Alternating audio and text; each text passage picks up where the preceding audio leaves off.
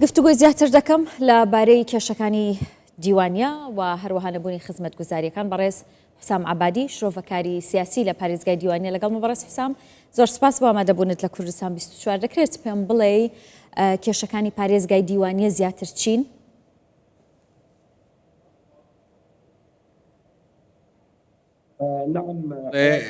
سڵاوتان لێبێ سڵاو لە بینەرانی کوردستان 24ش لە ڕاستیدا لە پارێزگای دیوانیە کە زۆر ڕوون و ئاشکرایە لە ڕووی خزمەتگوزاریەوە لە هەموو بوارەکاندا پشتگوێ خراوە لە هەمووشیان زیاتر کارتی پەروەردە، کارتی تەندروستی، کارتی شارەوانی، کارەبا ئاو کێشەی ئاو کێشەی زۆرمان هەیە لەو پارێزگایە. هەروەها دیوانیە پێویستی بە پێداچوونەوە هەیە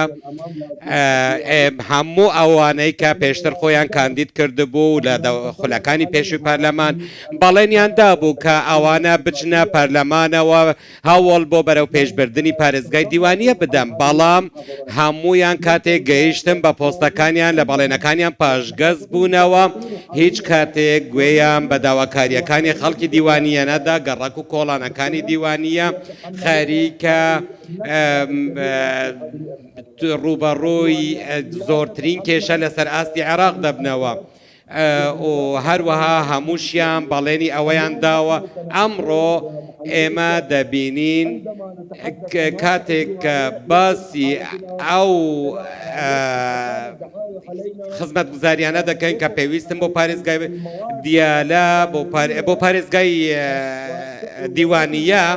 هەمویان ئێستاش ئەو کاندیدانش کە ئێستا خۆیان هەڵدەبژێرن و خۆیان کاندید کردووە بەڵێنی ئەوە دەدەن کە بەرەو پێشبردن لەو پارێزگا دەکەن، بەڵام خەڵکی ئێمە بێئومێد بووە لەو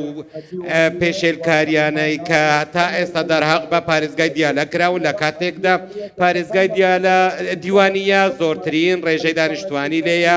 خاوەنی زۆرترین سەرچاوەکانی داهاتە، بەڵام بەهۆی پشتگوێ خستنی ڕوبەڕووی وشکە ساڵی و بە بیابانبوون و ڕوبەڕووی نەبوونی کارەبا و ئەو خزمەتگوزاریانە ئەمانە هەر باس ناکەم.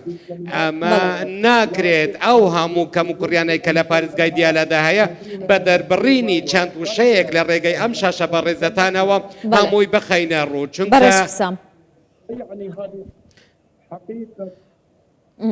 باس لە شتی زۆر سیر دەکرێت لە پارێزگای دیوانیە. بۆ نمونە دەڵێن لە پرۆژەی نۆژەنکردنەوەی گەڕەکەکان کۆمپانیای کارەکەی وەرگرتووە، دەڵێن کە کۆمپانیەکەی ئیسپانیش بووە، بەڵام ئەم کۆمپانیای تۆمەتبارە بەوەی کە بەرمیلی ترشاتی پلاستیکی بۆ دروستکردنی مەنهۆڵەکان بەکارهێناوە. بۆچی گەندەڵی گەیشتۆتە ئەم ئاستە لە پارێزگای دیوانیە؟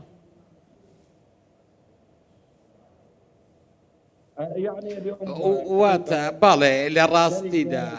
ئەو کۆمپانیا ئیسپانیا لێرەش باسی زۆری لێ دەکرێت. ئەم کۆمپانیایە سەر بە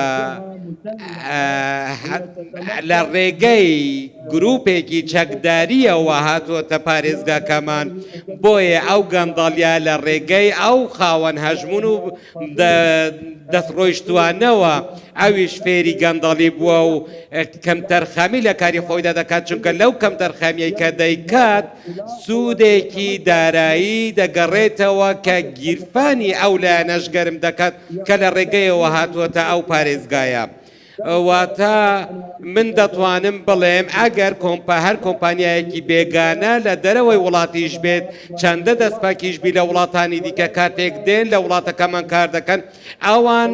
مامەڵە لەگەڵ دۆخی ئەو پارێزگای دەکەن. ئەگەر زەمینە سازیەک لەلایەنی دەستڕۆیشتووەوە هەبێت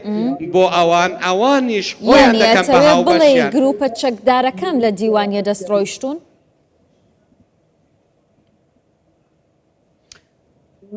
بەڵێ بەدڵنیاییەوە بێگومان من دەزانم ئەوانە چونکە بەڵێندەرایەتی لەگەڵ ئەو کۆمپانیانە دەکەن کە دێن ئەوان وەکو فلتەرێکوان ئەو گروپە دەستڕۆیشتوانە وەکو فلتەرێکوان هەر گروپ کۆمپانیایەک بیاوێت بێت لە پارێزگای دیوانیە کار بکات کەسانی یەکەم وەکو دەتوانم بڵێم تەنانەت مقابلەکەش لەلایەن ئەو گروپانەوە لەگەڵ ئەو کۆمپانیانە دەکرێت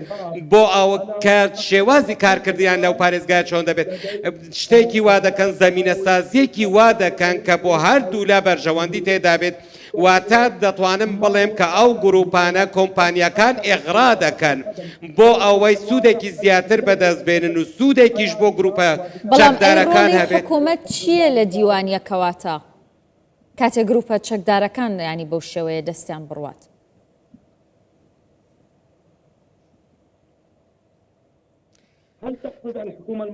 تۆ باسی حکوومەتی ناوەندی دەکە یا حکوومەتی خۆجێی پارێزگاکە؟ بێگومان حکوومەتی خۆجێ و دواتریش حکوومەتی ناوەندی عێراق. باڵێ تێگەیشتم حکوومەتی فیدراالی لە دەستپێکدا چەندین پرۆژەی دەستنیشان کردووە خۆ بۆ ئەو پارێزگایە بەڵام حکوومەتی خۆجێی کە لە ژێر هەژمونی ئەو گروپە